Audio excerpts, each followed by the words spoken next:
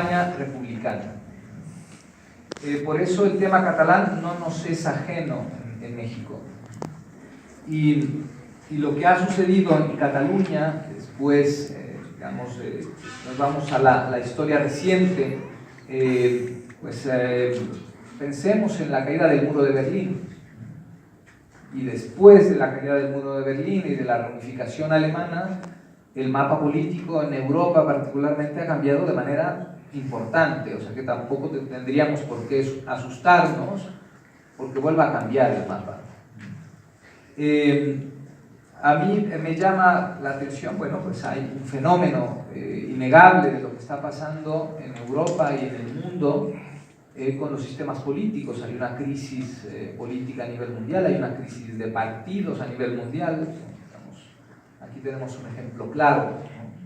En unos días tomará posesión el presidente electo en México después de unas elecciones históricas en nuestro país, y donde tenemos un congreso en México donde es difícil identificar dónde está la esencia partidista, el partido dominante, que es más que un partido, un movimiento, y los partidos tradicionales en nuestro país están casi desapareciendo. Pero esto sucede también en Europa. En Europa también hay esa crisis de partidos, y lo que ha sucedido es más bien un alejamiento de los gobiernos con sus ciudadanos. Así como hay un latinobarómetro que muestra, en el caso de nuestra región, pues unas preocupantes cifras por el descontento que tenemos los latinoamericanos con la democracia. También en Europa hay un eurobarómetro, que es una consulta de opinión sobre lo que piensan los ciudadanos europeos de Europa. Y es muy interesante asomarse a las respuestas en algunos temas puntuales. Cuando a los ciudadanos europeos les preguntan si piensan que sus estados están representados en la Unión Europea, dicen que sí. Pero cuando les preguntan si ellos como ciudadanos se sienten representados en la Unión Europea, la respuesta es no. Es claro el alejamiento de Europa de los ciudadanos, ya no solo de los gobiernos nacionales, sino también del concepto mismo de Europa, que está en una crisis importante, y también eso ayuda a entender la posición de la Unión Europea frente al tema catalán.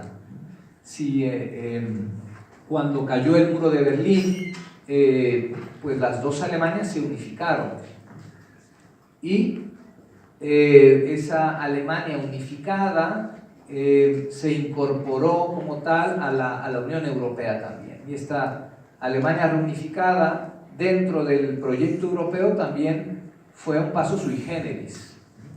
Cuando se plantea la posibilidad de que Cataluña pueda independizarse de España y seguir siendo parte de la Unión Europea, nos encontramos, digamos, con un texto o una idea dogmática de que, bueno, pues la Unión Europea es una unión de estados nacionales, y si el caso de Escocia, pensando en Reino Unido, o el de Cataluña, pensando en España, deciden independizarse, en automático quedan fuera del proyecto europeo, de la Unión Europea. Pero si pensamos en el caso alemán, que encontró una salida sui generis a esto, pues también podríamos pensar en una salida sui generis en el caso catalán. También ahora mencionaba Guillem el caso de Kosovo, que en febrero de 2008 declaró su independencia. Y cuando Kosovo declara su independencia, también es acusada, ¿no?, de violentar el derecho internacional, y curiosamente es reconocido Kosovo por Estados Unidos, por la mayoría de países de la Unión Europea, y es el Tribunal de las Naciones Unidas quien finalmente decide y en 2010 anuncia la legalidad de la independencia de Kosovo. Quizás si en esas épocas hubiese sucedido el tema del referéndum catalán, estaríamos hablando de otro tema. Pero en el caso de España y en el gobierno de Rodríguez Zapatero, cuando aparece el estatuto catalán, en la Ciudad de México había un estatuto de gobierno, ahora tenemos ya una constitución, ¿no? En Cataluña había un estatuto de gobierno que en el 2006 se reforma, y también tiene la aprobación vía referéndum y vía parlamentaria, y se reconoce este nuevo Estatuto de Cataluña. Y aquí lo que observamos es la primera intervención importante de la justicia española. La justicia española, particularmente el Tribunal Constitucional, echa por tierra el Estatuto catalán, y esto origina pues, un descontento. Aquí hay una fractura muy importante y una intervención judicial excesiva que termina bueno, pues en esta también confrontación que años después se convierte en un intento de un referéndum en 2014, y en esta persecución judicial hacia la intención de los ciudadanos catalanes de decidir si quieren ser parte de España o no. Y el Tribunal Constitucional entonces dijo, no pueden hacer un referéndum, bueno, haremos una consulta, tampoco pueden hacer una consulta, o sea, no pueden hacer nada, no pueden preguntar ni opinar. Y así llegamos al 1 de octubre del año pasado, cuando por todos los medios se trató de impedir este ejercicio. Lo que la gente quería era votar, decidir sí o decidir no, pero decidir. Y se usaron todos los medios, ¿no? Se cerraron las páginas, se intervinieron las comunicaciones, las páginas web, se intervinieron comunicaciones, y después esto que todo el mundo vio, que fue esta intervención policial brutal, excesiva, en contra de los ciudadanos. Paradójicamente, ahora hay gente encarcelada, perseguida y ahora exiliada, perseguida por un supuesto delito de rebelión, que en materia de derecho penal no hay suposiciones. O se cumple específicamente con el concepto del delito, y si no, no hay delito. Y este es un punto súper importante, porque el señor Mariano Rajoy, cuando era todavía presidente de España, cuando el tema catalán, dijo entre muchas otras, dos grandes mentiras, ¿no? Una era que esta intervención, porque después del referéndum en Cataluña, después de que se declaró ilegal, hay una intervención, la aplicación del artículo 155 de la Constitución española, y hay una intervención del gobierno español hacia Cataluña, que propicia convocar nuevas elecciones donde vuelven a ganar los partidos independentistas. Tenemos una Cataluña intervenida, esa es la situación. Según Mariano Rajoy, era regresar a la normalidad. Pues la normalidad no está en ningún sitio ahí. Otra gran mentira es que era un asunto español. Pues el asunto catalán no es un asunto español exclusivamente, estamos hablando ahora de ello.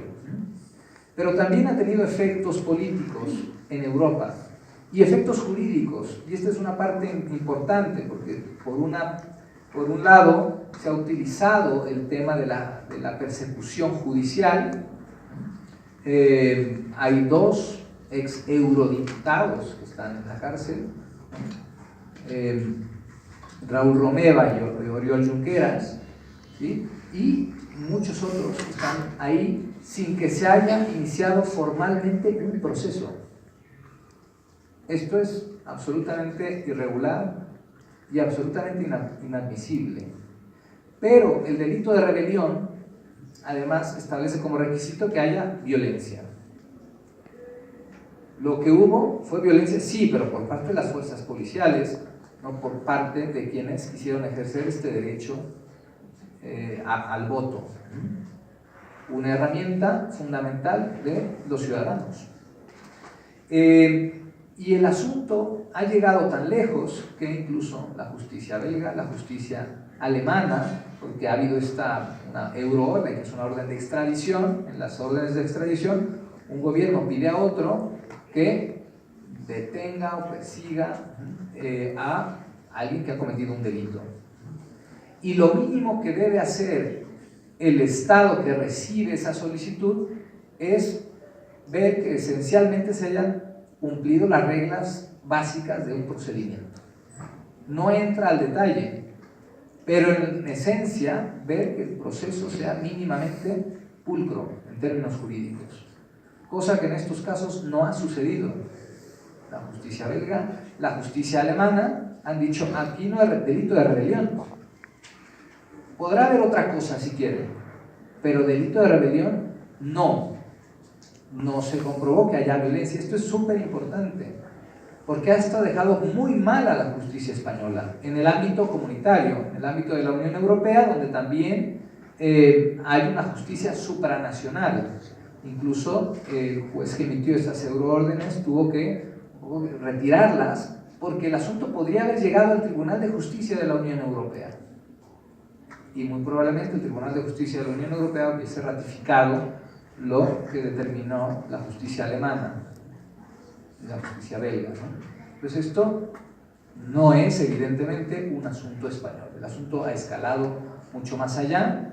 Hay un tema también de comunicación donde evidentemente el independentismo catalán ha ganado la narrativa en ese punto, y la justicia española se ha tropezado. Y además vemos por ahí que recién, bueno, pues el cuñado y amigo del rey de España, el señor Iñaki Urdangarín, que debió millones y millones de euros, que debe haber estado en la cárcel desde hace muchos años, pues apenas está ahí y ya se quiere ir, ¿no?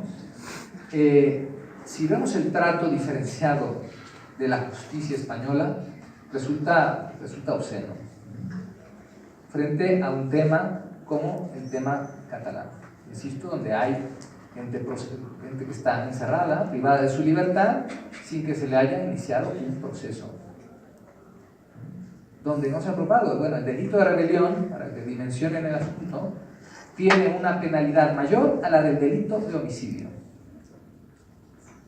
Hay una serie de inconsistencias que no se sostienen, que sí nos invitan a reflexionar y asomarnos sobre lo que está pasando en Cataluña. El gobierno de Mariano Rajoy cayó, entre otras cosas, por una corrupción galopante del Partido Popular, y que nos lleva también a observar muchas otras cosas, la utilización lamentable de la justicia por la política. Y esa es parte de quizás la reflexión que habría que hacer, porque todo este asunto judicial, el tema del manejo por la política y tal, también ha incomodado mucho a la Unión Europea. Y en este caso la Unión Europea ha decidido voltear hacia otro lado. Y la coyuntura quizá no ayuda, porque todavía en estos días la Unión Europea está viviendo un trauma que se llama Brexit. El tema de la salida del Reino Unido pues es una herida abierta para la Unión Europea, es un gran golpe al ánimo de un proyecto de integración, y todo lo que huela a ciudadanos que quieren salirse de algún sitio, pues se ve mal. Y por eso en este caso particular la Unión Europea ha decidido voltear hacia otro lado. Pero quizá a la Unión Europea se le olvida que hay valores en Europa. Que unos de los valores son el respeto a los derechos humanos, el Estado de Derecho, la solidaridad, ¿sí? El respeto a lo que cada Estado hace, sí, pero en este caso, que hubo un abuso de autoridad muy claro el 1 de octubre del año pasado, pareciera que no sucedió nada. Pocos se atrevían a alzar la voz, sí en algunos espacios, en el Parlamento Europeo quizá, pero es un tema, junto con otros, que se han sumado también al descrédito de la imagen de Europa como concepto. Ahora esa imagen de Europa como concepto está en crisis, y habría que rescatar a esa Europa de los valores que también se construyó como una Europa de los pueblos y una Europa de las regiones. Y por eso resulta cuando menos extraño que el tema catalán pues, no se quiera ver. Parte de esta idea y de esta falta de liderazgos en Europa. Y ahora pues ha habido un reacomodo político en España. Ahora el presidente del gobierno es Pedro Sánchez del Partido Socialista Obrero Español, que por supuesto que tiene una posición diferente a la de su antecesor Mariano Rajoy, pero el tema catalán es un tema no resuelto. No sé cuánto habrá que esperar, si hay que esperar a la renovación también de nuevos liderazgos, pero es un tema que está ahí. Es un tema donde también alrededor hay un manejo de la comunicación muy importante. Más allá de asomarse al diario El País, que es lo que tenemos quizá más cercano desde aquí, pues yo les invito a asomarse a otros medios y verán que hay una diferencia radical, porque también hay que pensar en quién está detrás de los medios. Si les suena de algo el nombre de Silvio Berlusconi, pues bueno, es accionista del diario El País, nada más para tener un poco el contexto de desde dónde se mira y desde dónde nos hacemos llegar las noticias de lo que pasa en el mundo. También esta parte es importante, ¿no? Entonces, es un tema, sí, muy complejo, pero también interesante, que ha tenido consecuencias mediáticas, consecuencias políticas, consecuencias jurídicas. Y consecuencias también si lo vemos desde la perspectiva mexicana. Durante muchos años México tuvo en Barcelona un consulado general y de pronto se decidió bajar el rango de ese consulado, convertirlo en un consulado de carrera, lo que quiere decir es que el titular de ese consulado, pues ese nombramiento no pasa por la aprobación del Senado, lo cual es una irregularidad. Y es todavía más irregular si mandamos, bueno, si se envió como titular, ya una vez que le bajaron ese rango, a un personaje como Fidel Herrera, reconocido como uno de los hombres más corruptos de la historia de México. Si lo que se quería era mejorar la imagen de México en el exterior, pues no sé por qué se decidió enviar a alguien como Fidel Herrera al consulado de Barcelona, que después, claro, de la persecución y encarcelamiento del exgobernador de Veracruz y su sucesor Javier Duarte, pues el señor Fidel Herrera, quién sabe dónde está. Entonces, también pasa por ahí el tema catalán. Es un tema que, insisto, habría que observar desde la perspectiva mundial, desde la perspectiva europea, pero también desde la perspectiva mexicana. ¿Qué es lo que significa Cataluña para México? ¿Qué es lo que significa México para Cataluña? ¿Sí?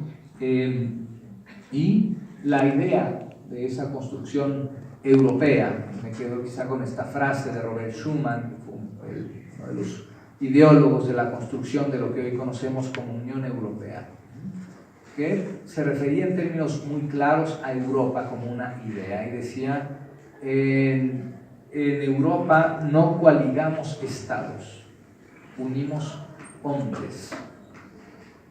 Esto que parece tan simple y tan evidente, pareciera que es algo que se ha olvidado también en Europa. Muchas gracias, muchas gracias y mucho gusto.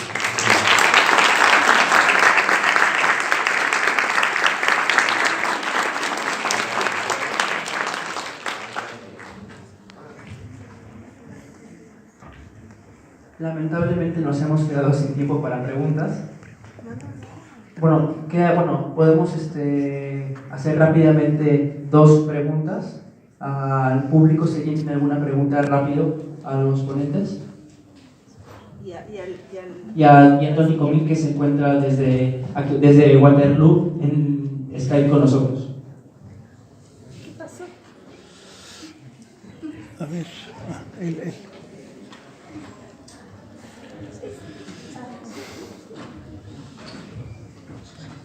Muchas gracias. Me parece interesante todos esos aspectos jurídicos. Y me falta un punto de lo cual mencionó de la Unión Europea, la solidaridad. Jesmo observa me da un poco ese problema. No es el referéndum. Creo que ese sí se tiene que llevar a cabo, pero el debate tiene que ir más por allá. Como la solidaridad dentro de los Estados-nación o de la Unión Europea. Y lo que preocupa a la Unión Europea con el Brexit es el Reino Unido paga más a la Unión Europea, facilita ese proyecto. Y también Cataluña es la región más rica dentro de España. Facilita política social en Andalucía, ¿no? Y allá, ese se tiene que debatir en la sociedad, ¿no? También en Cataluña, esa solidaridad, pertenencia, que la gente más rica contribuyen mediante transferencias. Y allá me pregunta, en este tema, ese debate que sí es necesario democráticamente, no hay duda, ¿no? Pero ¿cómo se ve? ¿Hay algo de posibilidad de compromiso? Gracias.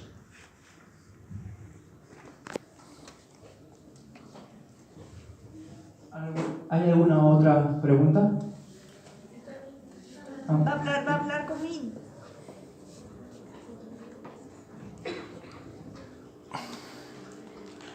No se sent. No se sent. Dígale que no se sent. Tony, ¿nos escucha en un momento, por favor? Súbele el sonido. ¿Me escucháis bien? Sí, ya te escuchamos. Sí. ¿Ahora? Sí. Perfecto. Entiendo que la pregunta va dirigida a mí. Sí. Sí. Sí. Mira, Alberto. me gusta, como se dice a veces irónicamente, me gusta mucho que me hagan esta pregunta, porque este es un tema muy fácil de contestar. Hoy mismo yo he mandado un artículo a un periódico catalán que responde a esta cuestión. La gente que venimos de una tradición progresista y por tanto tenemos un compromiso profundo con la lucha contra la desigualdad social, pero también la lucha contra la desigualdad entre territorios. De hecho, la lucha no solo entre territorios del Estado, sino la lucha contra la desigualdad global. Por supuesto, queremos que una Cataluña independiente siga siendo solidaria con las regiones menos desarrolladas de España. Pero esto ya es hoy una posición mayoritaria en el independentismo catalán. Hemos dicho, nuestra contribución fiscal al resto de España, después de la independencia, tiene que seguir siendo relevante. Como región rica, nosotros no tenemos un proyecto, por ejemplo, como puede ser de la Lega Nord en Italia, ni siquiera un nacionalismo muy vinculado a la voluntad de dejar de contribuir, un poco, digamos, nacionalismo de tracción roja, que no quiere seguir haciendo contribuciones fiscales. Nosotros no, nosotros hemos dicho siempre claramente que iremos contribuyendo. Cataluña independiente seguirá teniendo un saldo fiscal negativo en relación al resto de España, seguiremos haciendo transferencia al territorio español cuando seamos una república, porque queremos una relación de buena vecindad y de cooperación potente con el Estado español. Seguiremos estando pegados el uno al otro. A nivel físico, Cataluña seguirá estando en el mismo sitio, España también. Queremos la mejor relación posible. Pero esta contribución fiscal al resto de España, cuando seamos independientes, que tiene que garantizar dos cosas que hoy no se garantizan. La primera es el respeto al principio de ordinariedad. Es el principio que regula el derecho fiscal de más. Está bien que los ricos contribuyan al desarrollo de los menos ricos. Lo que no está bien es que después de las contribuciones fiscales, los ciudadanos de Cataluña tengan menos recursos que los ciudadanos de Extremadura o de Andalucía. Lo que no está bien es que se inviertan las posiciones. Y esto es lo que garantiza sistema de solidaridad fiscal de Alemania. Esto es lo que nosotros siempre hemos reivindicado, que tiene que garantizar el sistema de solidaridad internacional en España. Y hoy no se garantiza, hoy las posiciones se invierten. Es absurda, hay que igualar, hay que reducir distancias, no hay que invertir la desigualdad. Esta es la primera cuestión. La segunda cuestión, los recursos que pone Cataluña tienen que servir a las clases populares y a las clases trabajadoras de España. Los recursos que pone Cataluña no pueden servir a élites de España. Y hoy más se beneficia de su puesto público en España son los grandes monopolios que antes fueron públicos y ahora son privados, las grandes constructoras que impulsan un sistema ferroviario absolutamente sobredimensionado. España es el segundo país del mundo después de China, con más kilómetros de alta velocidad. Tiene un territorio inferior al de Alemania o de Francia, menos desarrollada económicamente, absurdo. Esto responde a los intereses económicos que tienen capturado el Estado, que diríamos un modelo de élites extractivas, de Estado extractivo, y hoy el déficit fiscal de Cataluña alimenta estas élites extractivas. Esto no tiene ningún sentido. Nosotros queremos que nuestro déficit fiscal sirva a las clases trabajadoras y a las clases medias.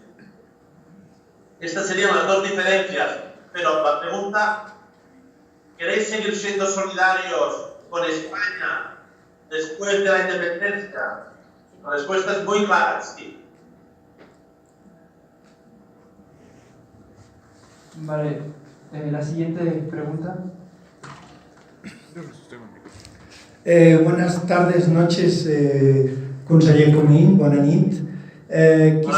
Quisiera preguntarle sobre el Consell de la República, el Consejo de la República que están creando en Bruselas, en Waterloo.